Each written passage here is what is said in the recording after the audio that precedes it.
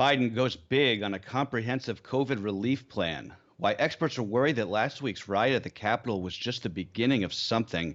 And the return of Love Hate 8 in 2021. Here's what you need to know.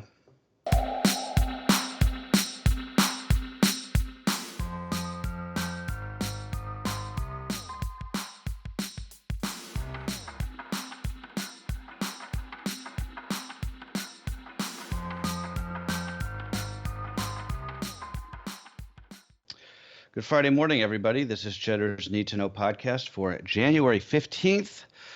As you can tell, I am Carlo Versano, and I'm here solo today. There was a COVID outbreak at Jill's daughter's school, so everything is okay, but she needed the morning to deal with that, so just me today. Before we start, I just want to thank everybody who wrote in and gave me all the feedback about the Invisalign.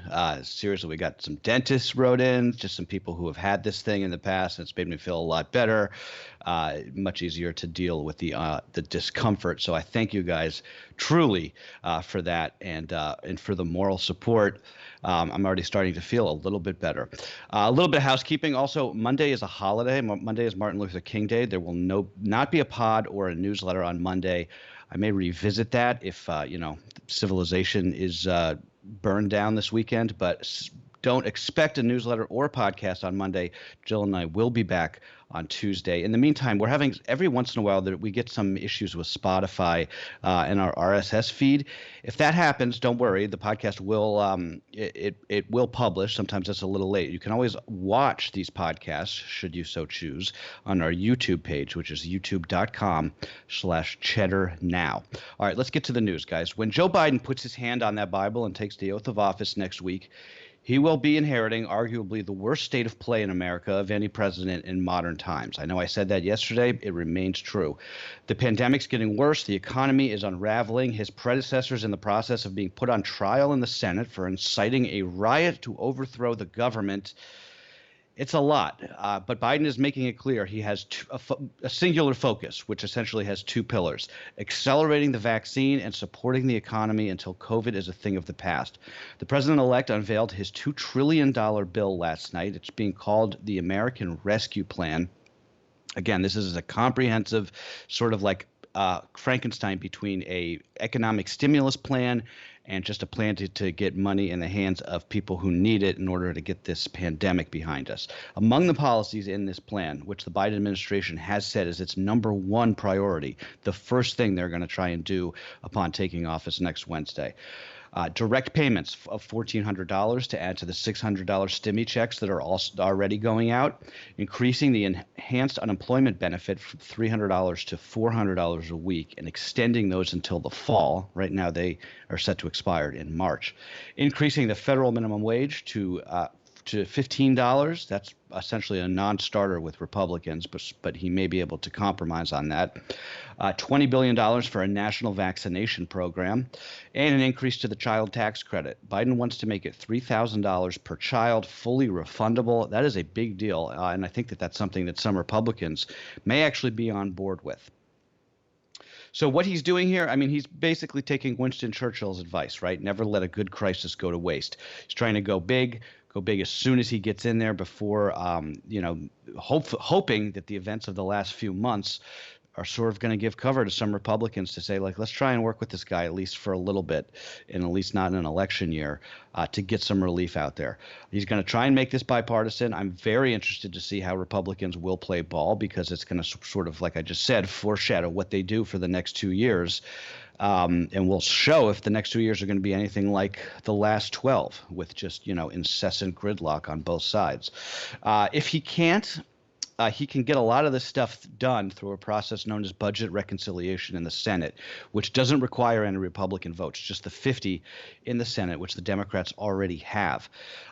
It was interesting to watch this, to watch the president-elect and his people roll this policy out last night, because we hadn't, it was a real throwback to the old days under the Bush administration, under the Obama administration, when it was essentially a coordinated policy rollout. Everybody played their part. Everybody put out their statements. It was really boring. So I, for one, am very excited for that, because just from the last 4 years, we sort of forget that a lot of the job of the president and the White House is to create policy and to whip votes and to get people on board. And the way that they've done this in the past is not through tweeting. It's not through making, insane remarks on Fox News. It's just doing the process of governing, putting out these, these statements of support, doing these really coordinated rollouts. So it's not going to be like the last 4 years. Maybe that's good. Maybe that's bad. Who knows? By the way, this is all happening as nearly another million Americans filed for first-time unemployment last week, the first full week of the new year. Economists believe the $300 weekly payment that I just mentioned, that enhanced unemployment benefit, is partially responsible for the increase in filing. Those enhanced benefits have started to reach those in need, which is great. Meanwhile, nearly 10 million of the 22 million jobs that vanished in the last year because of this pandemic are still lost. So we are a major way from getting the job market back to where it needs to be. By the way, on a little bit of a lighter note, but we hadn't talked about this week, but there's some news on what the inauguration day next week is actually going to look like. It's going to be a star-studded affair. Lady Gaga and J-Lo are among the performers. There's also going to be a TV special that will run in prime time on the networks. It's going to be called Celebrating America, hosted by Tom Hanks, featuring performances by Justin Timberlake, Demi Lovato, and John Bon Jovi. It's a real 2008 throwback there. So yeah, that's next Wednesday. Next week is going to be pretty intense, pretty busy, but we'll get through it. On that note, the National Mall expected to be closed on Inauguration Day for the first time. Normally, that's, of course, where people pour in to watch the new president take office. Not this year. The National Guard has been authorized to use lethal force in protecting the Capitol next week. Capitol Hill, by the way, effectively a green zone. It's being fortified the same way that we fortified the center of Baghdad during the worst days of the Iraq War. Basically, no one in or out unless explicitly authorized. Some officials and outside experts telling the Washington Post this morning that President Trump's incitement of the riots last week has galvanized an extremist movement that is determined to disrupt its transfer of power and the new administration, not just when they take office, but for months and possibly years afterward. Dozens of people on the FBI's terror watch list, mostly white supremacists, were in Washington the day of the Capitol siege, and the arrests keep coming. The man who had the Confederate flag in that now infamous photo, he has been arrested. That, of course, was the first time that flag ever flew in the halls of the Capitol. The retired firefighter who allegedly threw a fire extinguisher at one of the police officers, and another man who allegedly beat an officer with the flagpole. Both of those guys are in custody, as is the guy who was wearing the Camp Auschwitz shirt. The two men who scrawled "Murder the Media" on a door at the Capitol have been identified. They say they were just there to report for their news outlet called Murder the Media. That's not a joke, by the way, though I wish it was. By the way, on a quick note, I would, if Jill were here, I would just say that I was there was an amazing op-ed in the New York Times yesterday that I would recommend everyone check out. I'll tweet it today if you want to see the link. But it shows just how a lot of really, seemingly regular apolitical people can get sucked into these conspiracy theories and extremist views entirely by Facebook, just by optimizing their posts for algorithmic reach on Facebook. It's not just the far right either, though that was obviously the situation last week. I highly recommend this piece. I can't do a good enough job as just explaining it as if you just read it, but it just shows you that these people are not necessarily like obviously there's some of them who are legitimate neo-Nazis and legitimate bad people with bad intentions, but a lot of them were guys, women that your real estate agent or your neighbor or your teacher.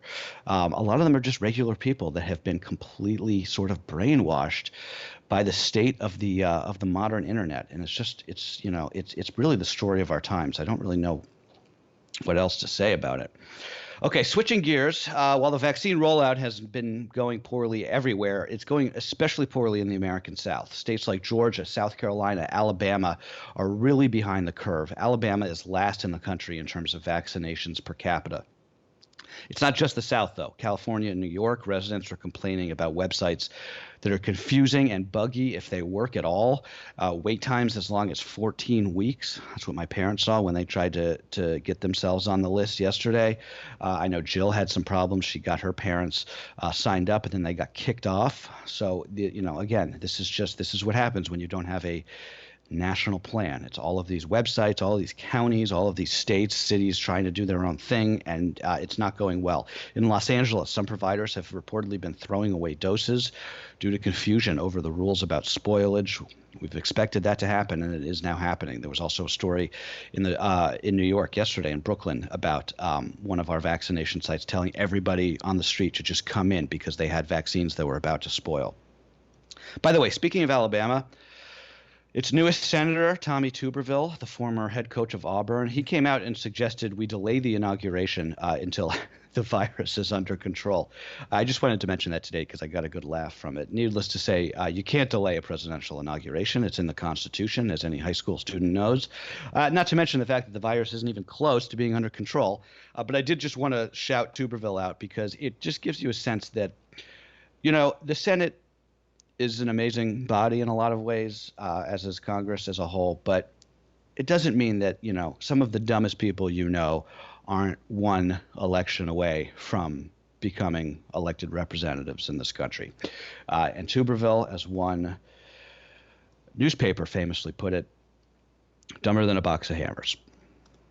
Anyway, on the vaccine front, I know I'm going all over the place today, guys, but just bear with me here. I wanted to mention Aurora, who wrote in from the UK, one of our listeners. She sent us a reminder that, even if we're being optimistic about the vaccines, we just need to make sure that we remind people that, we still don't know if you can pass COVID once you're vaccinated.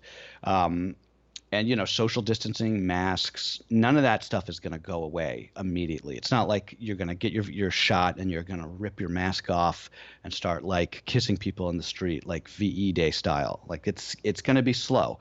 We're not going to get to the place where masks and social distancing go away until we reach herd immunity, which, as the WHO has said, at least it's not going to happen this year. So I just want to make sure that everybody's clear that this is not just going to be like a one and done thing. It's going to be a process. The process is not going well, but it is going, and it's getting better every day. So I remain optimistic. I continue to think that this summer is going to be a real renaissance of sorts, even if it's not all the way back to normal. But we're approaching a place where we're starting to see the light at the end of the tunnel.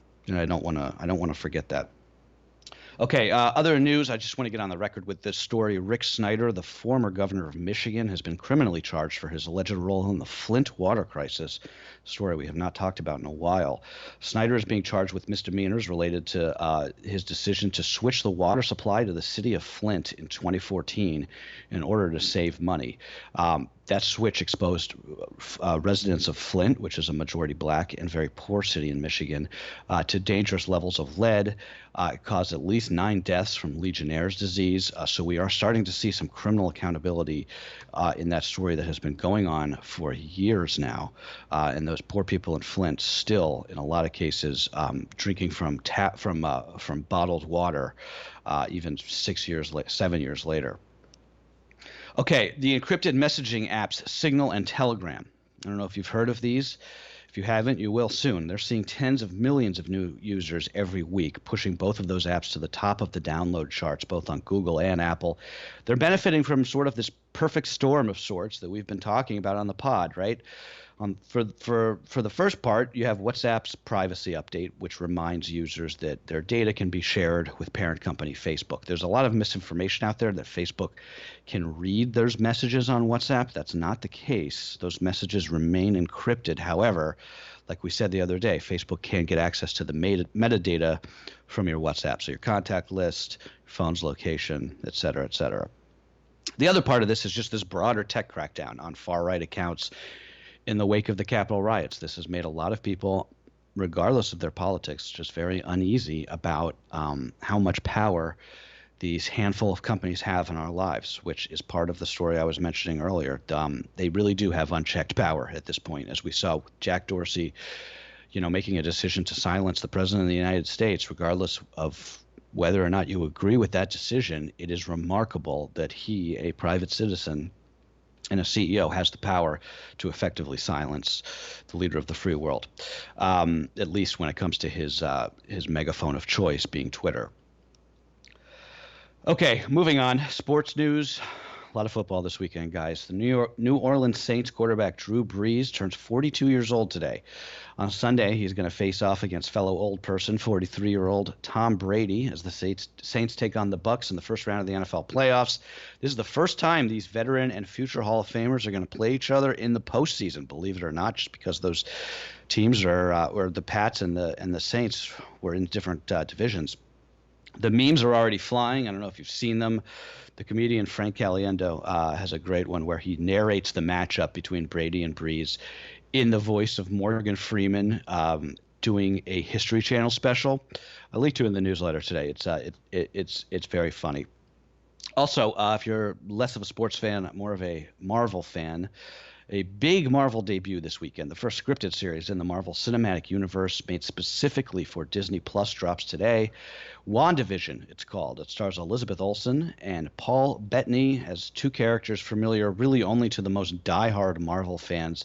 I had never even really heard of these characters, but my Marvel fan friends have and are very excited. Marvel and Disney are releasing the first 2 episodes today, and then you get 1 a week for the 9-episode run. The reviews for WandaVision have been stellar. So if you're looking for something to watch, that could be it. Okay, we're going to do some Love Hate Hate, right? Why not? Even though it's just me, it's kind of almost a little bit pathetic, but I'm doing it because we haven't done it in a couple weeks. So let's do it. Love Hate Hate. Okie dokie, one thing we love, this was coming from Jill. She put it in last night, that the days are slowly getting longer. Just 65 days till spring. And she's right. I sort of, in New York yesterday, it was, I think, almost 50 degrees. Sort of get that first sense that even though we're in sort of like the dead of winter, spring is coming. Days are getting longer. Better days are ahead. So we just got to get there, as we've been saying. And I will never stop saying to remember our Need2Know mantra. Every day you don't get COVID is a day you don't spread COVID, is a good day, and is a successful day for you personally. Okay, one thing we hate, and this one has been in my craw for weeks now. Key fobs. Why did we all of a sudden decide to reinvent the car key? Can anybody tell me this? The car key was one of those things that worked perfectly. You didn't have to worry about forgetting it in your cup holder. You put it in the ignition, and then you took it out of the ignition when you left the car. Even worse than leaving it in the cup holder is what I did the other day, which is when it falls out of your pocket into that death zone between the seat and the console. Then you got to get out, and you got to try and fish it out. So I don't know if this is an issue with anybody else, but it has been bothering me for a long time. And there's actually a story that I read last week about there's actually car thefts in New York City have actually been skyrocketing in the last couple of years. And police say the reason is because all of the cars are now pushed to start. People throw the key fobs in the cup holder or on the dash or in their console. They go out to run an errand or something, and thieves just come and drive the cars away. So anyway, yes, key fobs, I hate them. Go back to the car key. There was nothing wrong with the car key. It was just fine. And finally, one thing that we ate, oat milk ice cream. It's not Haagen-Dazs, but my personal attempts to eat less dairy this year, this is the closest thing I found to the real thing. My wife, Becky, God bless her, has been trying to wean me off of my ice cream addiction, which has been approaching a real problem for a while. And the oat milk ice cream, I got to say, it's again, it's not the best, but it's good. It does the trick. So I recommend it. Okay, guys, that's it. That's what you need to know for Friday, January 15th. Have a great long weekend if you have the 3 days. Try and get some rest. Next week's going to be crazy in the news, but we'll get through it. We'll cover it, and we will see you on Tuesday. Have a great weekend, guys.